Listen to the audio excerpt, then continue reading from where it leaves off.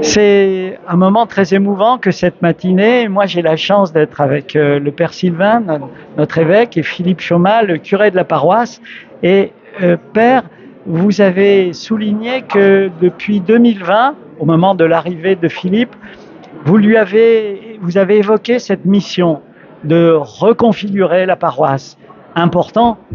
Alors c'est un travail qui est en cours déjà depuis 2016. Avec Jean-Michel Pérard qui était là le précédent. Voilà, effectivement, le Père Pérard avait commencé. C'est vrai que c'est une paroisse qui a une physionomie un peu particulière parce qu'il y a beaucoup d'églises dont on est propriétaire. Alors c'est le sud de Saint-Étienne, toute la partie sud de Saint-Étienne. Donc dites-moi. C'est la partie est de Saint-Étienne. Le sud c'est Saint-Luc et là on est à l'est avec Saint-Jean-Bonnefond.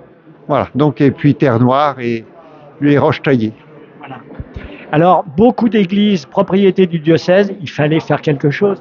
Voilà, il y a des églises qui avaient une cinquantaine, soixantaine d'années, qui étaient vétustes, pas confortables, pas en bon état, avec des gros travaux. Par rapport aux besoins de la paroisse, il y a une église quasiment tous les 500 mètres par ici. C'était pas possible. Par contre, de dire, on a accepté de s'en séparer et on sait que pour les communautés paroissiales, c'est pas simple, pas de toutes, mais de quelques-unes.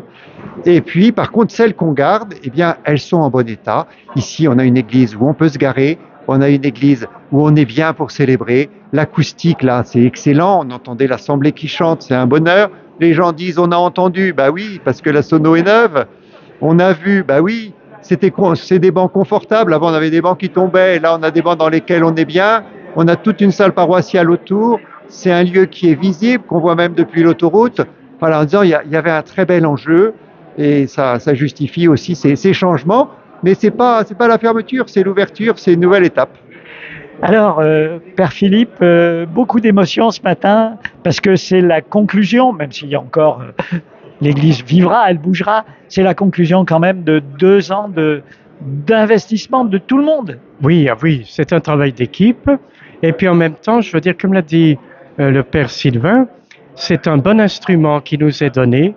Maintenant, c'est à nous à être à la hauteur pour garder une implantation sur nos quartiers et en même temps une dimension missionnaire et surtout de se dire que ce qui nous anime, c'est l'espérance de l'Évangile et on va de l'avant, quoi qu'il en soit, même s'il y a des Pâques à faire, c'est-à-dire des renoncements pour ressusciter autrement. Grâce à l'Esprit Saint, c'est lui qui nous anime de l'intérieur pour aller de l'avant. Alors, le plus visible, c'est évidemment cette église qui est belle, qui est lumineuse. En plus, il y avait du soleil ce matin, c'était incroyable, le soleil juste sur l'autel. Mais il y a aussi tout le centre paroissial autour qui est lui aussi rénové et qui va être bien vivant. Oui, alors depuis avant Covid, les liens ont été difficiles et le Covid a tout arrêté.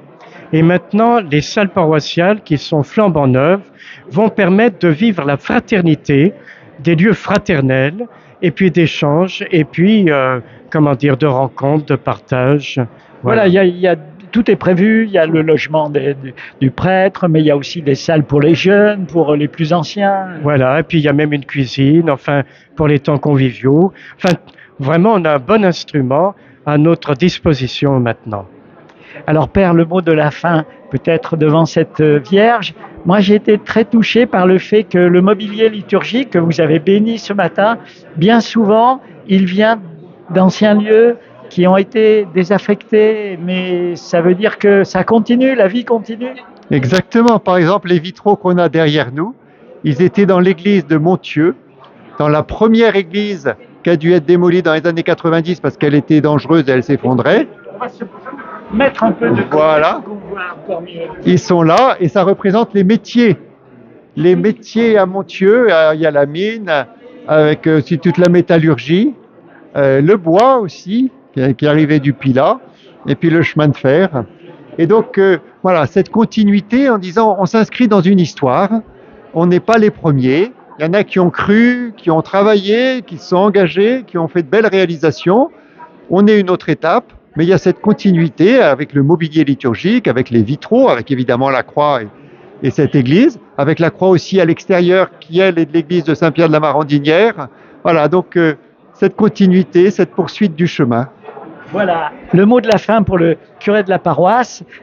Philippe, vous aimez bien l'humour, vous aimez bien le sourire. Vous êtes un vrai Stéphanois. Ah oui, je suis gaga. Ma mère a toujours fait attention à ce qu'on ne prenne pas l'accent, mais il y a des moments, on garde l'accent. Voilà. Écoutez, merci. Et puis merci à mon jeune collaborateur Alexis qui a été magnifique. Sa sœur est même intervenue tout à l'heure. Bravo. Et puis je crois que tu es en train de préparer ta confirmation. Alors bon vent. Quelle belle symbolique pour finir. Il va vous écrire, Père, bientôt. Oui, et puis ce sera une joie de se rencontrer avant et de la célébrer bientôt. Merci.